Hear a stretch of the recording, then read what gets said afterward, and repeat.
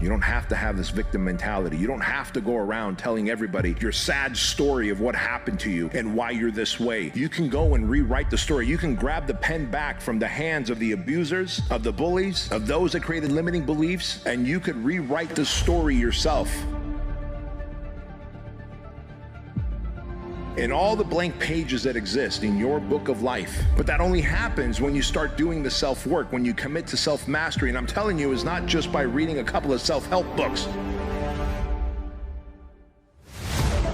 Figuring out who you are at your core, at your essence, what makes you tick. And only then will you be able to set higher standards of expectations for yourself. Only then will you begin to reach the milestone of impact, income, influence, inspiration. God, it's such a fucking cool thing to be able to break through the seals of all your limiting beliefs in life. There's going to be things that go on that are out of your control. The worst thing you can do is let something that's out of your control control you. Get control of yourself, get control of your emotions. Don't get angry, don't get frustrated. Instead, stay calm and figure out how to move forward.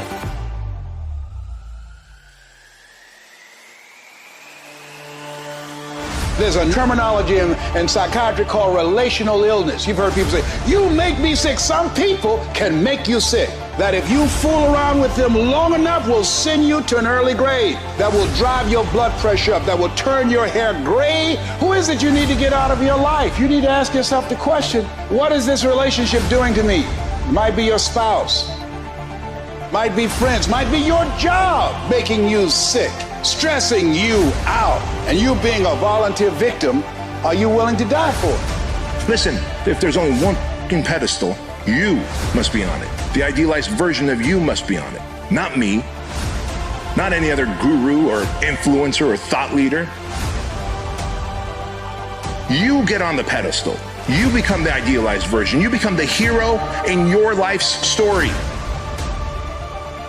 If your life is a movie and the movie ends, do you want your name at the end in the credits to be the hero and the star, or do you want it to be taxi driver number 2?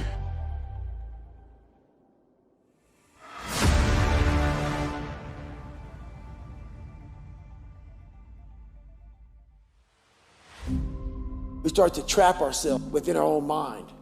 And our mind is this big barrier, this big wall. And once we get to pain and suffering, that wall gets bigger and bigger and bigger. And the mind says it's time to quit. If we're able to find out different ways to get around that, the first thing you have to do is just to calm your mind down. The very first thing you have to do is don't give yourself a way out. You gotta trick yourself also and say, you know what, I might quit, but I'm not gonna quit right now. If your mind knows, I'm not gonna quit, I'm not gonna quit. You're not gonna quit. Let your mind think it has a little control over you. Then, when you're able to calm down, you're able to think. And then realize, I call it the cookie jar, is you have to have something that fuels you in this time. So once you calm down, what's gonna get you out of the chair? You gotta remember that I've been in times just as hard as this. So I reflected back on my life. Most of us were raised to become ordinary. And I'm not putting down ordinary, but ordinary is just not good enough for me. Ordinary is you go through your life and you fill out the forms and you pay your taxes and you do what your parents tell you and you're honorable and you're honest and you're a good citizen and then you die. Extraordinary is something very, very different. This is about recognizing within yourself that there's something very, very extraordinary that you haven't been trained to believe in, to come to a place where you can apply it and put it into your life. You can go way beyond ordinary. You can go way beyond just being average. All of us are extraordinary. We just have to come to believe it. There's things that you know you're supposed to do as a human being. Things that you know are going to improve your life.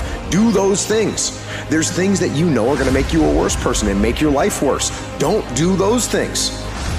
Don't do the things that are making you weaker.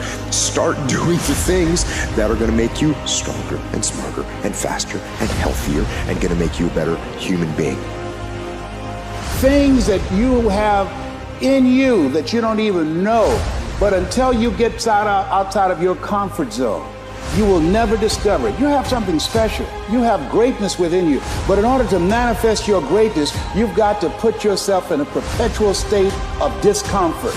Yes, you've got to challenge yourself. You've got to raise the bar on yourself. You've got to get busy. You've got to work your plan. It's time for me to do me, to pursue my dream, to work my plan, to implement the things that I want for myself and for my family and for my kids. And what is your legacy? What do you want to do for yourself? Most people quit and never finish what they started is because they continually stack L's instead of W's. You probably do things to set yourself up to fail in life. You set your alarm clock to wake up at a certain time, and then you hit that snooze button. What did you do? You stacked the L. If you think that you're meant for big goals and big dreams, change lots of lives and impact and inspire people, well, you probably need a lot of confidence. If you're always stacking losses, hitting the snooze button, saying you're going to go work out and you don't, saying you're going to eat clean and you don't, saying you're going to read a few pages out of a book and you don't, and all those things seem small and trivial until they add up over days, weeks, months, and years, and you have hardened your subconscious into knowing that you are an imposter, that you are not a promise keeper, and therefore your reputation with yourself erodes. Your reputation with yourself, as it turns out, is your confidence.